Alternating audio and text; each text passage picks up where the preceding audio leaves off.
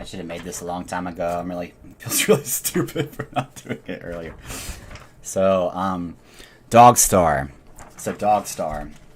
This is what I want to do. I need to find somebody who has a Kickstarter or something like that to help me get this started. And I do have friends that are loaded with money that would probably support us. I mean, I don't want to just give out names, but I'm thinking, like Dennis a Menace, or whatever, who's Richie Rich. They're all over the place, right? Well, anyways, so the idea, so November 10th would be the finals for Dogstar, right? So what you do is you have the humans against the dogs, and basically you have a Nerf extension thing coming off the human that has a flag for the dog. So it has to be far away from the person enough that the dog's not going to get hurt, and the dog doesn't have to worry about the legs getting near the dog while the person's running. And then once the flag is caught by the dog will light up. And then suddenly, you've got a dog that's got the ball. And now the dog is capable of barking. I mean, the dogs will have an area to practice, and then they hush outside of there for their treats, right?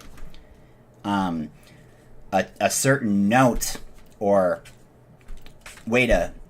They have names for other dogs, a certain way to pass the ball. So a smaller dog is capable of passing the ball further than a larger dog, because the larger dogs can run farther. So you just do the math, and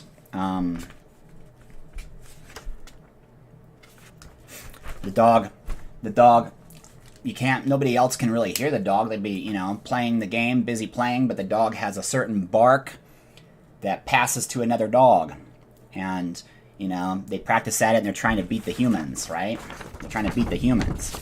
They always do it in a way that encourages all the dogs.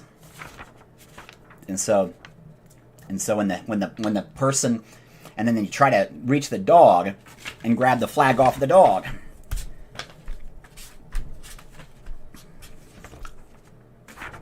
So it's called Dogstar. It's called Dogstar, and I need help. I need money to get this going. Without money, it's never going to happen. But making it as part of my private celebration. That's like I'm busy! Like a personal awakening to face all the negative mud pie. Counter it thrice positively. And that's it for now. It was very fun coming up with the rules with my dog. And while I was working on it, the other dogs, while they were sleeping, seemingly were responding and talking to me from neighbors' houses and stuff, like animal whispering. They would speak in English and stuff like that and give me ideas. And it seems to come from the future. Like this game is going to be a big success, and they're going to really love it. And they're very grateful. So, November 10th is the silent day where they have their chance to talk to each other. So that the rest of the year they can be quiet. Because that's Judgment Day. That's Judgment Day. It's like a part of a new holiday. And then on the 11th would be where the stock options go.